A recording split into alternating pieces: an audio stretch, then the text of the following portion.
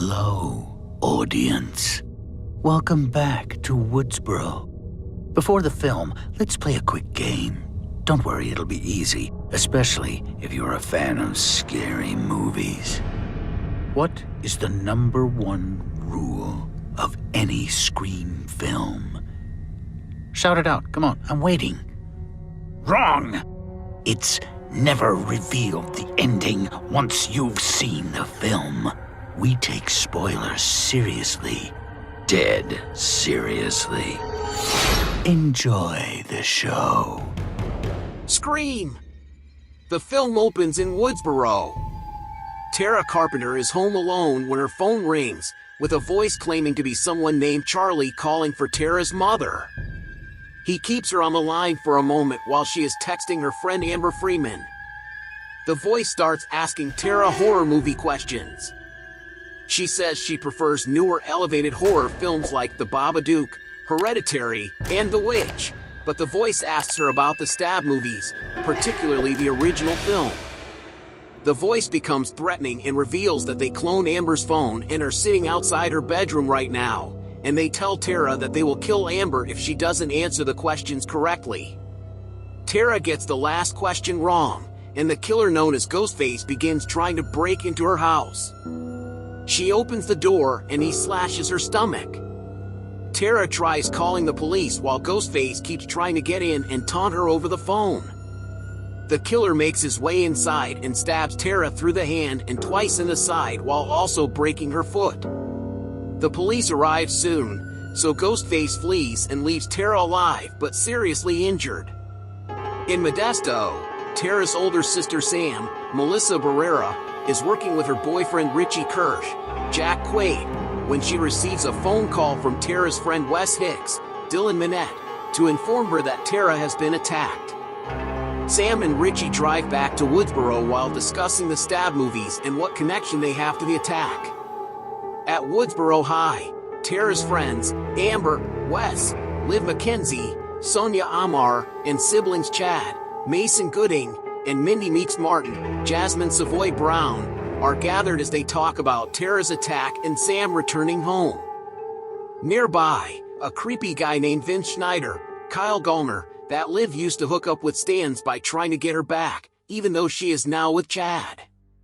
It also turns out that Wes is the son of Judy Hicks, Marley Shelton, who has gone from deputy to sheriff of Woodsboro. Wes then gets a text from Tara after she wakes up, and the friends all go to visit her.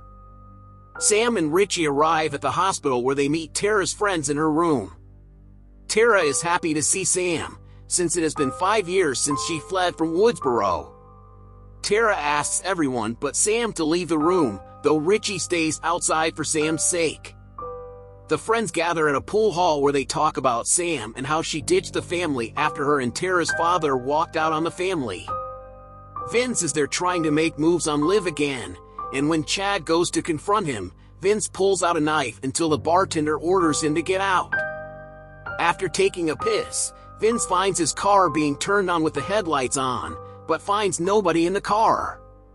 He is found by Ghostface, who stabs him in the neck and leaves him to bleed to death. Sam and Richie are still at the hospital with Tara. Sam goes to the bathroom to take her medication, where it turns out that she hallucinates seeing the ghost of original Woodsboro killer Billy Loomis, Skeet Ulrich. He tells her that she knows why these attacks are happening and that she has something to do with it. Sam then receives a taunting call from Ghostface, who soon attacks her until she runs to find an officer and tells him about the attack. Judy comes to talk to Sam, Tara, Richie, and Amber, with some suspicion thrown on Richie. Judy remembers Sam from how she caused problems for her family and suggests she and Richie leave town in the morning. Sam then asks Richie and Amber to leave so she can talk to Tara. She reveals to her that when she was 13, she was in the attic of their old house when she found a diary that her mom wrote, thinking they were about their dad. That was when Sam found out that she was the illegitimate daughter of Billy Loomis, and when she confronted her mom about it, that was when her dad found out the truth and left the family. Filled with guilt and horror, Sam fled town for fear that she would end up just like Billy. Tara is angry at her for waiting all this time to tell her after abandoning her, and she orders Sam to leave the room.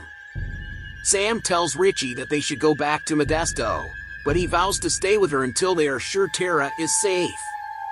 Sam then says they need to find an expert to help them. Sam and Richie find the home of former Sheriff Dewey Riley, David Arquette, who lives alone and has separated from Gail Weathers, Courtney Cox, watching her now successful morning news show. Dewey doesn't want to talk to Sam and Richie until Sam says she is Billy's daughter.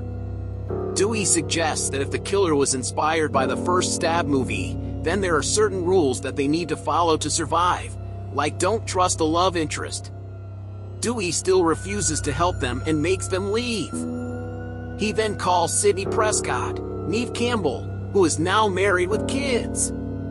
She is happy to hear from Dewey again, but he then tells her the killings in Woodsboro are happening again. Although Sidney has learned to arm herself, she refuses to set foot in Woodsboro again. After some consideration, Dewey fixes himself up and goes back to Woodsboro with Sam and Richie. They go to Chad and Mindy's home, where it turns out they are the nephew and niece of Randy Meeks, and as such, Mindy is as much of a film buff as her uncle was. The other friends are gathered so that Sam can explain she is Billy's daughter and the connections that the killings have to the original murders or the first Stab movie. Amber says that she learned that Vince was the nephew of Stu Macker, Billy's accomplice. Mindy suggests that the killer is doing a requel, reboot, and sequel of Stab, because many die-hard fans of the Stab franchise were pissed off by Stab 8, which was just called Stab again in the vein of recent franchise films like Halloween, Star Wars, Jurassic Park, and Ghostbusters that made something new while still keeping a connection to the very first film to satisfy those fans. In this case, the legacy characters that are connected to the new ones. Wes worries that his mom is next since Judy was part of a Stab story. When Mindy suggests that Sam could be the killer, she storms out and goes back to her motel. Judy later orders food for herself and Wes, and then goes to pick it up. On her way there, she is called by Ghostface, who threatens her with killing Wes. She speeds back home and tries to call Wes, but he is taking a shower. Judy runs to the front of the house and is stabbed repeatedly by Ghostface. Inside the house, Wes hears noises and walks downstairs, but he never notices his mother lying outside in front of the house. Ghostface then attacks Wes and stabs him through the throat, killing him. Sam and Dewey later come across the crime scene. Gail shows up as well, warning Judy but also chastising Dewey for telling her about the killings via text. Although their reunion is rocky, he admits to Gail that he was forced to retire from his job after they split up and he began drinking. When Sam notices the deputy from the hospital there at the crime scene, she realizes nobody is at the hospital looking after Tara, so she heads over there and is joined by Dewey. Back at the hospital, Tara tries to get a nurse or a guard, but nobody answers her. The lights are then turned out by Ghostface, and Tara tries to will herself outside to get help, where she finds a guard has been murdered and his gun was taken. She goes back into her room to hide and finds someone opening the door. She hits them with a crutch, but it's just Richie having come to check on Tara per Sam's request. Meanwhile, Sam tries to get in touch with Tara, but Ghostface calls her and taunts her. Ghostface knocks Richie out and goes after Tara when she tries to flee the room. Ghostface tells Sam to choose whether Tara or Richie will die. Sam stalls for time until she and Dewey make it there, and Dewey shoots Ghostface 3 times. He gets Richie into the elevator with Sam and Tara, but he stays behind to put a bullet in Ghostface's head. Unfortunately, before he can do so, he is distracted when Gail tries to call him, giving Ghostface an opportunity to rise and attack. The killer gets 2 knives and stabs Dewey in the gut and back, slicing him upwards and killing him. Ghostface gloats it's an honor before fleeing the scene. Gail later arrives and is devastated to discover Dewey's body being wheeled out. Sidney returns to Woodsboro upon hearing of Dewey's death, and she reunites with Gail. Sam takes Tara out and offers her condolences to the 2 women, but although Sidney tries to offer help, Sam refuses and says she is going to take Tara and flee from Woodsboro. Sydney tells her that running away never works, but Sam goes through with it anyway. Sydney then tells Gail that she put a tracker in Sam's car, and they proceed to follow her. On their way out of town, Tara tells Sam that she needs her inhaler and can't find it. She says that Amber has a spare one for her, so they go to her house, where they are having a memorial party for Wes. Chad, Mindy, and Liv are also there. Liv wants to hook up with Chad, but he fears that she is the killer, which upsets her and makes her leave. When he goes looking for her, a location-sharing icon pops up, but it is just Ghostface tricking Chad to lure him. The killer gets the drop on Chad and begins stabbing him. Sam and Richie force the teens to leave the house, except for the main group of friends. Liv comes back and learns from Mindy that Chad went looking for her. Fed up with being accused of being the killer, Liv suggests that Mindy is next since the expert character usually gets killed. Mindy continues watching the first stab, specifically the scene where the Randy character is unaware that the killer is behind him while telling the character in the movie he is watching to turn around, and sure enough, Ghostface is right behind Mindy. He stabs her in the neck but is stopped as Sam comes in. After Ghostface flees, Amber comes in with Tara and thinks Sam attacked Mindy. Richie comes in, as well as Liv after she found Chad outside and comes in with his blood on her hands, leading to more accusations. When she says one last time that she is not the killer, Amber reveals that SHE is, and pulls out a gun to blow Liv's brains out. Everybody runs! Sydney and Gail reach the house, which they recognize as being Stu's house where they faced off against him and Billy the first time around. They hear screams from inside the house and get their guns ready. Amber comes out and pretends to be attacked, but they know it's a trap. Amber shoots Gail in the side and runs back in the house, but although Sydney tells Gail to go to the hospital, she plans to see this end for Dewey's sake. Sydney enters and shoots every door, thinking Ghostface is hiding behind them. She ends up shooting Richie in the leg, though he was just hiding for safety. Sam finds Tara tied up in the closet, but then thinks for a moment because Richie told her there's always two killers, and he implied Tara is the other one for trying to lure them back to Woodsboro. Amber then attacks Sydney, and a struggle for the gun ensues. Sam grabs it, but then Richie stabs her in the side, revealing himself as the second killer. He even shows that he took Tara's inhaler to bring them to the house.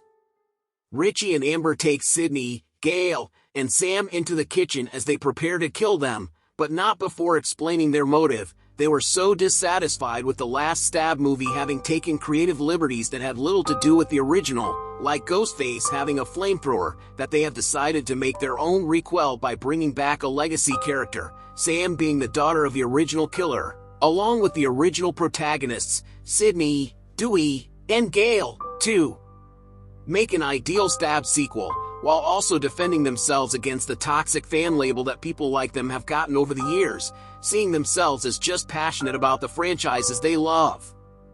They also plan to frame Sam as the villain of their story. When Amber goes to check on Tara, she finds that she is not in the closet anymore. Amber gets whacked with a crutch by Tara while Sam fights Richie. Amber makes it back into the kitchen where Sydney and Gail fight her. Gail fights her the hardest as retribution for Dewey, and Sydney smashes a jar of hand sanitizer on Amber's head before both ladies shoot her and cause her to fall onto a lit stove, causing Amber to become engulfed in flames. Meanwhile, Richie prepares to kill Sam, but she grabs a concealed knife and stabs him in the face before viciously stabbing him repeatedly before slashing his throat. Sydney and Gail come to warn Sam that the killers always try to come back for one more scare. Amber then runs out screaming, trying to kill again before Tara shoots her in the head, finally killing her. Sam takes Sydney's gun and shoots Richie in the head to make sure he stays dead. The police and medics arrive, and Chad and Mindy are revealed to still be alive. Sam thanks Sydney and Gail for helping them even when she told them not to.